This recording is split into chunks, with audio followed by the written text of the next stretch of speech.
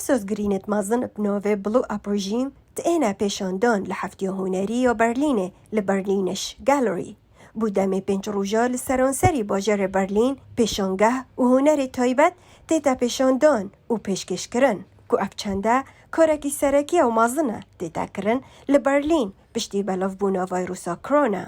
و دوی فستیوال هنری دا گلک هنرمند جوالاتت اکتی آروپی دا پشکدار بینه وکی هنرمند سویسری مارک. This project was, as I just said, quite collaborative, so with بله، او پروژه وکی من گوتی پر هفکار بو. جبروه یکی به مروین لیوالاتن جدا بگومان تداما قدغه ده هاتو چو پیکان نبو و ده پاریسی پر زحمت بو و مجیک جنان پراستی دمک پر دجوار برباس کرد. دمک ده او هنکی وندا بو و پیشنگه ها ای کاغذی لهولاندا تی و ساس ورژی جه پولونیا تی تا پیش وخستن. بگشتی پتر جسد و سه گالریا بجدار بینه لحفتی هنری یا برلین گرینه.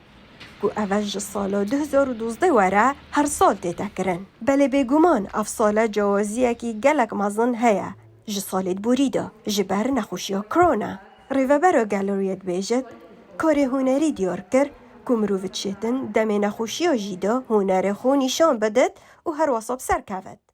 Ja, in den Momenten von Isolation. د دما جدا کرنه دا مهزرا خو کر پیوندی چیه؟ ام چاوان برهف خستن و چاوان ام دکارین سر بکوین.